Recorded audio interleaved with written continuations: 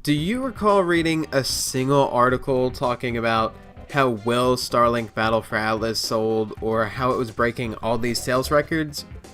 Yeah, me either. What is up, guys? I am Primal Dialga. I am the most trusted woman in news when it comes to Starlink Battle for Atlas. And don't get me wrong, I love the game. There's a few issues with it, but I've put probably at least 40 or 50 hours, if not more, in the game. I need to check my Switch to see around how many hours I've put in.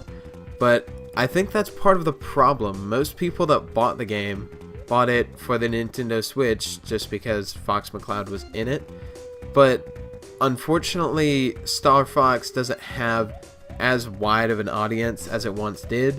So that was also part of its downfall. Let's start at the beginning, at least the beginning for me, when I first heard about it.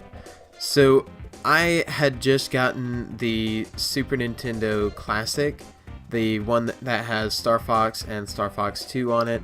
So that kind of got me into the Star Fox franchise. And I remember looking up online when the next Star Fox game was going to come out, because I knew Star Fox Zero was a thing, but I didn't have a Wii U at the time, so I didn't have the opportunity to play it. This was during the summer of 2018, which means I had missed Starlink Battle for Atlas's reveal at E3 2017, and I also missed it at E3 2018 because I was in Ireland in 2018 in the summer. I still kind of find it baffling that I didn't hear about it until I looked it up on Google, and then I was like, hey, this game seems pretty cool. So I bought the game day one, and I got the starter pack for the Switch. It included the R-Wing, Fox McCloud figurine thing, the controller adapter that you needed to connect your ship to it, and then it included the ice shooty thing and the flamethrower thing.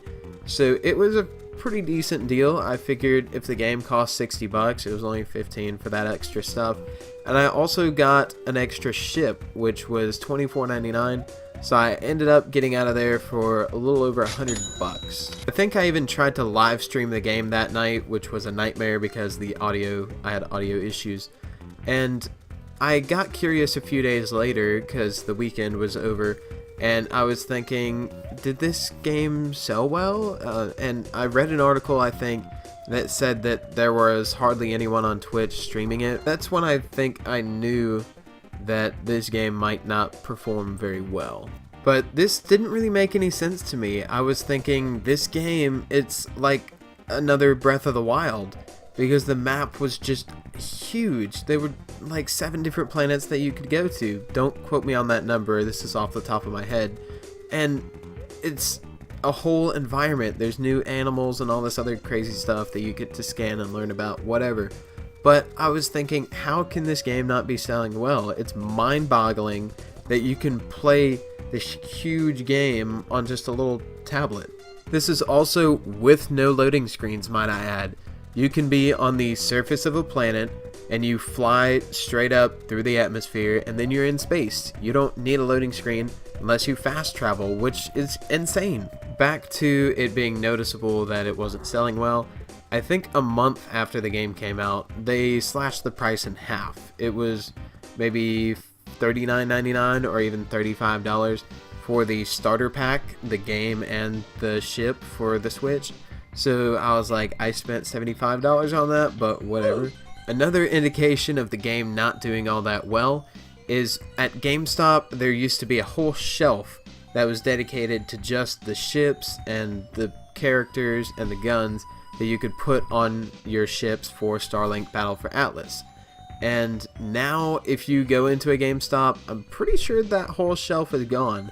I went maybe a couple weeks ago, and I think there was one character. There wasn't even any ships or anything. So I'm pretty sure that those aren't selling, and they're just trying to get rid of those. This becomes even more apparent if you just look up Starlink Battle for Atlas ships. All the pricing for the ships is half priced or less. They're selling for $12.50 to 10 bucks. They used to be $24.99. And what actually prompted me to make this video is they're doing a bundle right now, which is a Nintendo Switch and a Starlink Battle for Atlas starter pack for $309. So for $10 extra, you can get what I paid $75 for.